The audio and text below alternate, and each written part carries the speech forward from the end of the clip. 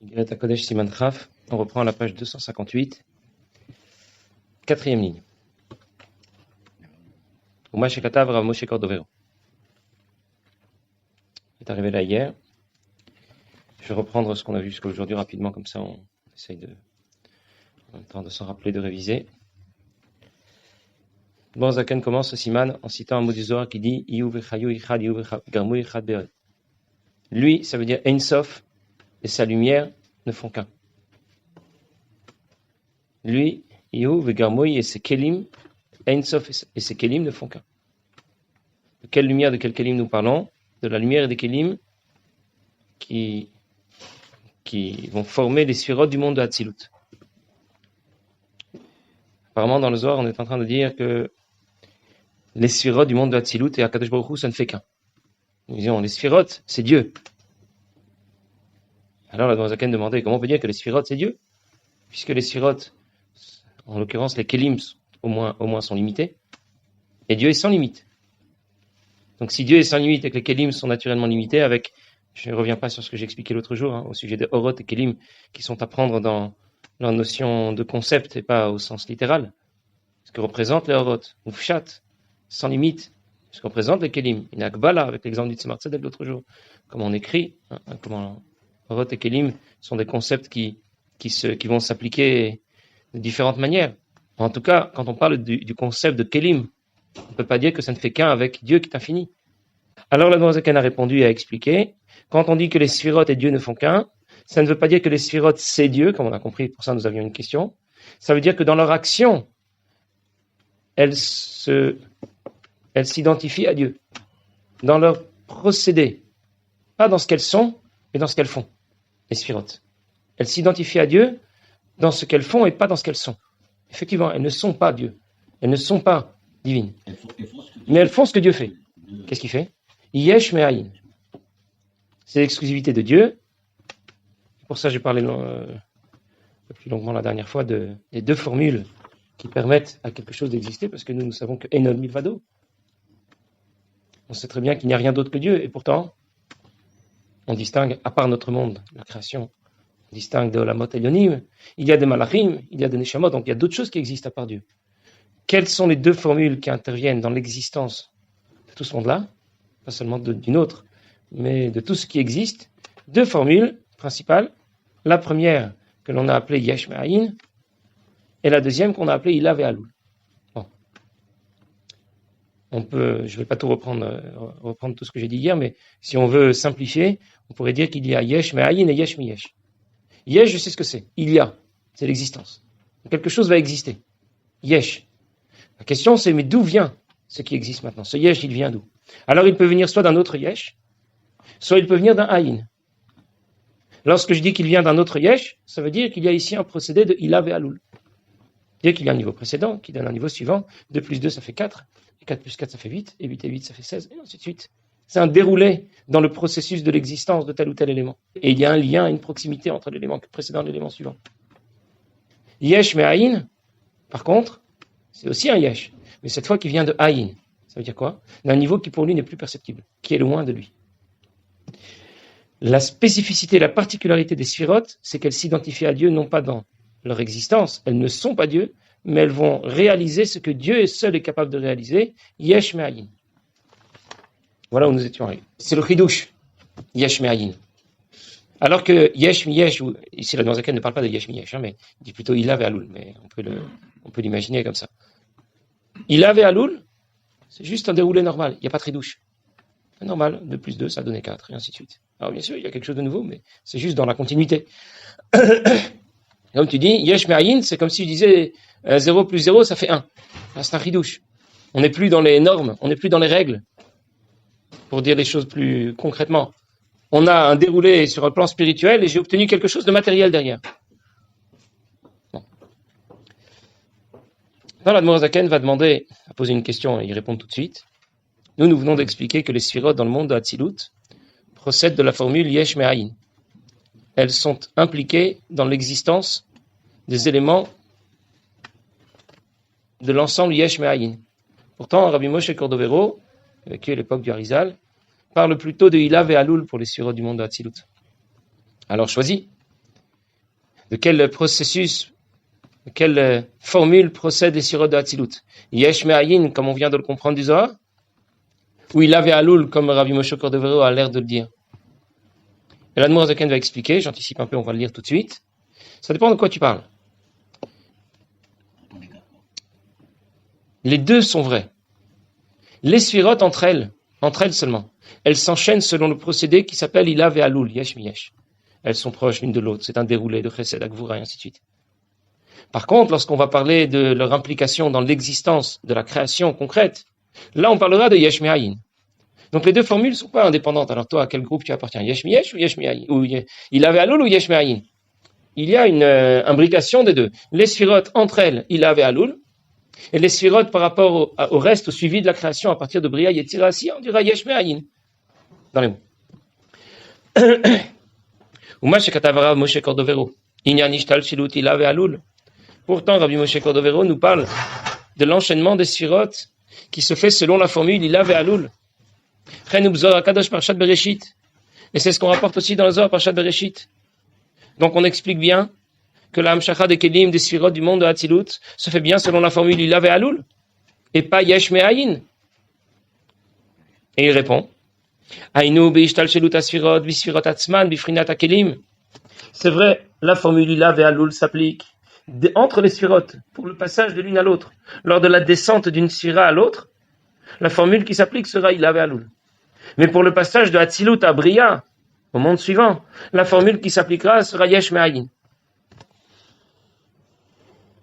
La différence entre Yesh et Yesh Mi'ayin, ou plutôt, Ilav et Aloul et Yesh Mi'ayin, c'est que entre le Yesh et le Ayin, il n'y a pas seulement une grande distance, c'est Be'ein Aror. Autant il peut y avoir de différence entre un concept spirituel et un objet matériel. On n'est plus dans le même ensemble. C'est complètement décalé. Alors que Ilav et Aloul est déjà une formule qui, dans l'existence, met en relation les deux niveaux, l'un qui précède et l'autre qui suit. Shenikraot, et il continue et il dit, les sphirotes, les kelim, des sphirotes du monde de Hatzilut, Shenikraot, blima besefer Yetzira. Blima. C'est-à-dire qu'ici, les sphirotes sont appelés blima. Blima, ça veut dire quoi? Sans rien. Qu'est-ce que ça évoque? Blima, sans quoi? Sans rien. Qu'est-ce que ça évoque? L'idée du bitul. Sefer Yetzira, les sphirotes sont appelées blima. Elles sont bitul. Shenan bifrinat yesh ou mahut musag. Elles ne sont pas un yesh, une existence affirmée. L'idée, c'est qu'elles sont des bitul. Parce qu'effectivement, pour ça j'anticipais hier et j'ai fait cette petite introduction, dans la formule Ilav et Aloul, l'effet s'efface devant sa cause, parce qu'il a conscience d'où il vient. Pourquoi l'homme ne s'efface pas devant Dieu? Il n'a pas conscience que c'est Dieu qui l'a créé. Ah, c'est Yesh Me'ayin. Il n'est pas Batel, parce que justement il est loin de lui.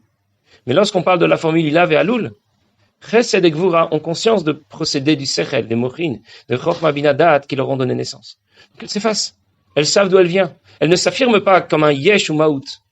Comme je suis là, j'existe, je suis Chesed ou je suis Gvura. Pas du tout. Elles ont tout à fait conscience d'être intégrées à un système et elles n'existent que parce que les Mochin les ont précédées et elles ne sont là que pour apporter davantage aux sphirotes qui suivent. Pour ça que les sphirotes sont appelées Blima et quand on les appelle Blima, du coup, ça évoque la formule Ilav et Aloul. Et donc je comprends qu'effectivement, Rabbi Moshe Cordovero a pu parler dans la formule, parler de la formule Ilav et Aloul au sujet des sphirotes, parce qu'entre elles s'enchaînent de cette manière. Ou que moi, Ensof de l'être marchavat visa beklal. De la même manière que Ensof, le divin qui est infini, n'est pas perceptible. De la même façon, les kelim du monde de Hatzilut ne sont pas perceptibles. Donc, qu'est-ce que je veux dire quand je dis qu'elles ne sont pas perceptibles? Ça veut dire qu'elles sont complètement effacées. Pourquoi elles sont effacées? Parce qu'elles procèdent de la formule Ilav et Aloul. Et qu'elles ont la pleine conscience de ne pas exister indépendamment de tout et d'être les premières à venir au monde, comme nous avons le sentiment. Mais elles ont bien conscience, les sphirotes, de procéder des sphirotes qui viennent avant elles. Comment chez Katou vous panaï le Yeraou? C'est pour ça qu'on dit des sphirotes, on l'a vu dans le siman précédent, Ufanaï le Yeraou, Maintenant, ça n'a plus de secret pour nous, c'était l'objet du siman précédent. On sait que Moshe Rabbeinu n'a saisi que la partie profonde de Netzar des Zeranpin, ça veut dire la partie inférieure de tout le Seder Ishtalshelut des Sphirot dans le monde de Hatzilut. Et donc, la saga, qu'est-ce qu'on est en mesure de saisir, d'obtenir des Sphirot? Seulement Chitzoniut, Aïlion. Seulement les Sphirot dans leur facette, dans leur aspect le moins profond. Parce que l'aspect le plus profond est insaisissable parce qu'il est effacé devant Dieu. Parce que les Sphirot procèdent de la formule Ilav et Aloul. Alors elle s'efface complètement. Parce qu'elle s'efface complètement, la formule qu'on leur applique, c'est Ilav et Aloul et pas Yesh Ma'ayin. C'est par définition ce qu'on trouve dans la formule Ilav et Aloul. Ou Beishtalshelut Aloul, ou Mukaf Ma'ila. Dans cette formule, Ilav et Aloul, l'effet est enveloppé par sa cause. Ça veut dire, la cause et l'effet se suivent. J'ai un 4, mais ce 4, c'est parce qu'avant il y avait un 2 plus 2. Le 4 n'existe pas tout à coup comme ça. Il n'est pas venu de nulle part. Il est venu parce qu'avant j'avais un 2 plus 2. Ou batel bimtsiut etzlo keziva shemesh beshemesh. Complètement effacé, le Aloul, l'effet est complètement effacé devant sa cause, comme les rayons du soleil s'effacent devant le soleil.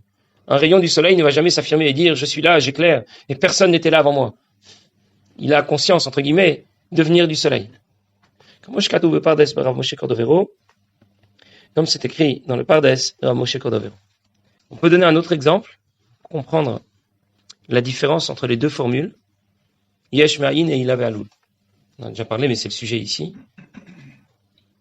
Lorsque un professeur, un Rav, va enseigner à ses élèves, il a compris l'idée qu'il voulait expliquer, lui-même, pour lui-même, il l'a compris. Et quand il essaye d'y réfléchir, les idées s'enchaînent les unes derrière les autres, à son niveau. Et du coup, il n'y a pas de ridouche, il n'y a rien de nouveau. Une première idée, il en a développé une deuxième, il l'a encore développée autrement, il l'a appliquée dans un autre domaine, etc. Il a pu même donner des exemples. Mais à son niveau, il n'y a rien de nouveau. Et je vais dire que donc, à son niveau, les idées s'enchaînent selon la formule Ilav et Aloul. Par contre, lorsqu'il commence à parler et que ses élèves l'écoutent, pour eux, c'est un Yesh Me'ayin qui se réalise. Pour eux, c'est maintenant un chidouche. Ils n'ont jamais entendu une chose pareille. Maintenant, quelque chose de nouveau est arrivé. Il y avait une idée à laquelle ils n'avaient même pas imaginé que ça pouvait exister. Et maintenant, ils savent que ça existe. Pour lui, c'était Ilav et Aloul. Et dans le passage aux autres, c'est devenu un Yesh Me'ayin. On peut imaginer la même chose. Le Rav, c'est les Sphirot dans le monde de Hatzilut. Et les élèves, ce sont les mondes de Bria Yetzira Asiya. Dans le monde de Hatzilut, les Sphirot procèdent selon la formule Ilav et Aloul. Le Rav réfléchit et il développe ses idées les unes après les autres. Mais il n'y a aucun ridouche. C'est juste un déroulé d'idées les unes qui se suivent. Quand ensuite l'Amshacha, l'existence, va se concrétiser à partir du monde de Bria Yetzira Asiya, là on parlera de Yesh Me'ayin. Pour cette raison que les Sphirot, selon Rabbi Moshe Cordovero, procèdent de la formule Ilav et Aloul, parce qu'elles ne viennent pas réaliser quelque chose de nouveau dans le monde de Hatzilut. Elles sont appelées Blima, Blimahout. Elles s'effacent complètement. Devant quoi elles s'effacent? Devant Dieu. C'est-à-dire que Chesed et Gvura ne vont pas s'affirmer en tant que Sphirot. Je suis Chesed. Je suis Gvura. Chesed et Gvura sont inclus dans le projet divin. Elles n'existent pas en tant que telles. Elles ne s'affirment pas dans leur existence. Elles font partie du projet divin. Et elles s'effacent dans le projet divin. Et c'est pour ça que les Sphirot entre elles fonctionnent sur le mode Ilav et Aloul. Maintenant, l'Admour HaZaken va vouloir nous expliquer, va vouloir nous éviter de faire une erreur. Alors, je vais juste faire une petite introduction avant de lire la ligne suivante. Nous venons de dire que dans l'existence, il y a deux formules qui interviennent. Ilav et Aloul Yesh Me'ayin. Pourtant, ce n'est pas seulement au sujet des Sphirot que la question peut être posée. Les Sphirot interviennent, la formule Yesh Me'ayin. On a demandé peut-être ce serait Ilav et Aloul. On a répondu Ilav et Aloul dans leur système. Yesh Me'ayin par rapport à la création. C'est écrit que les Malachim sont décrits comme ayant des faces d'animaux. Les malachim qui supportent le char céleste dans la prophétie des Cheskel sont décrits comme ayant des faces d'animaux. On parle de Pnei Shor, Pnei Aryeh, etc. Pnei Nesher. On décrit des formes de taureaux, de lions, d'aigles. Bon, qu'est-ce que c'est? C'est la jungle là-haut, il y a un zoo.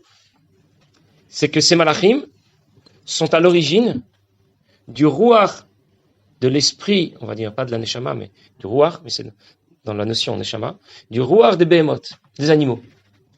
D'où vient le rouar du lion? Du Pnei Aryeh chez Bemerkava. D'où vient le rouar du taureau? De Pnei Shor chez Bemerkava. Donc j'ai l'impression que Ilav et Alul, c'est pas le système qui prévaut uniquement dans le monde de Hatzilut, ça concerne même les animaux. Sauf que, Zaken va préciser, seconde, ça concerne les animaux, mais leur rouar seulement. Leur esprit, ça veut dire leur âme. Ça concerne pas leur existence matérielle. Même si, depuis le point de départ, Pnei Shor, Pnei Aryeh ou Pnei Nesher, je descends d'un niveau à l'autre, je continue, je descends. À la fin, en bout de course, je vais retrouver le rouar du Shor, l'esprit, la neshama du Shor. J'aime pas le mot neshama parce que c'est plutôt spécifique à l'homme. On va laisser rester sur le rouar du Shor, le rouar, l'esprit du lion, l'esprit du Nesher ou de tous les autres animaux. Mais ça fera jamais un animal physique. Ça fera qu'un rouar. Selon la formule Ilav et Alul, quelque chose de spirituel ne donnera qu'autre chose de spirituel. Le passage de quelque chose de spirituel à autre chose, même si on met des tzimtzumim et des freins et des obstacles et tout ce qu'on veut, ça ne donnera toujours que quelque chose d'autre de spirituel, bien plus bas, mais toujours de la même trempe. C'est ce qui procéderait de la formule Ilav et Alul. Et ça procède effectivement comme ça. Qu'est-ce qui permet maintenant à un animal d'exister? Que d'un côté, Ilav et Alul a permis depuis Pnei Shor, Pnei Aryeh de donner le rouar de l'animal, et d'un autre côté, selon la formule Yesh Me'ayin, de donner le corps de l'animal. Et les deux ensemble, le corps et le rouar, vont faire l'animal. Et donc les deux formules interviennent dans la création. Mais c'est dire que selon le procédé Ilav et Alul, jamais quelque chose de matériel et de concret n'aurait pu exister. Seulement autre chose de matériel, plus bas, et encore plus bas, mais jamais quelque chose de physique. Parce que l'origine est spirituelle, et le procédé s'appelle Ilav et Alul. La seule façon d'obtenir quelque chose de matériel est la deuxième formule qui est appelée Yesh Me'ayin, dans les mots. C'est pas très long dans les mots, mais ça veut dire beaucoup de choses. Même si on appliquait de nombreux tzimtzumim à la lumière qui procède des sphirotes, de Pnei Shor, Pnei Aryeh, de tout ce qu'on veut, quelle que soit l'étape spirituelle que l'on considère au début. Et on va lui appliquer des tzimtzumim rabim, de nombreux tzimtzumim. Lo yo'ilu liot geshem av ke'afar mishtalshut haruchaniyut misichlim nivdalim. Afilu shel hamalachim. Jamais ça n'aurait pu donner geshem av, un élément matériel, grossier, ça veut dire quelque chose de vraiment physique. Ke'afar, comme de la poussière, ça veut dire de la terre, comme du minéral, parce que dans ce qui est physique, le minéral, c'est ce qu'il y a de plus bas. Il y a l'homme, l'animal, le végétal et le minéral. Lorsque procéderait une descente d'un niveau spirituel, même si on va considérer les niveaux les plus hauts, sechel, afilu shel hamalachim, même des malachim, c'est ce que je viens de dire. Les malachim qui sont les liot ruach habema Pnei Shor. Qu'est-ce que le Pnei Shor, le malach que l'on désigne par Pnei Shor, va nous permettre d'obtenir, selon le procédé Ilav et Alul, le rouar de l'animal, mais pas son corps physique, pas le côté matériel. Même s'il s'agit de sichlim nivalim, c'est-à-dire même les malachim ne sont pas capables de faire ce genre de choses. Les malachim, c'est donc Pnei Shor. Qu'est-ce qu'ils permettent d'obtenir dans le système? Ruach habema. Qui va permettre dans l'ensemble du système de créer le monde matériel, de créer le corps de l'animal? Seulement les sphirotes, les 10 sphirotes du monde d'Hatzilut. C'est ça que disait le Zohar au début. Il n'y a que les 10 sphirotes du monde d'Hatzilut qui soient capables, qui soient impliqués dans la création, dans la formule de la création qu'on appelle Yesh Me'ayin. Le corps de l'animal, d'où vient-il? Les 10 sphirotes du monde d'Hatzilut. Le rouar de l'animal, son esprit, ça veut dire sa vie, elle vient des malachim. C'est déjà plus spirituel, ça peut procéder des malachim. Quelle est la formule qui intervient? Il avait Alul. Par contre, dans la création d'un objet matériel, de l'animal concrètement, d'où procède? Les malachim ne sont pas capables d'être à l'origine de cet animal. Les sphirotes de Bria et Yetzira ne sont pas capables non plus. Lesquels? Les seuls? Les sphirotes du monde de Hatzilut. Alors que V'yesh ma'ayin nikra bria b'lashon hakodesh. À quel moment on va parler de création et non pas d'existence? Quand on parlera du monde de Bria. C'est là que commence, alors on va parler de ça bien sûr, on va parler quel est le point de départ et quel est le point principal, où ça commence. Mais déjà on sait que rien ni personne dans les mondes de Bria, Yetzira ou Asiya, les Malachim, les Neshamot ne sont en mesure de créer quelque chose Yesh Me'ayin, d'être à l'origine de quelque chose qui va exister Yesh Me'ayin.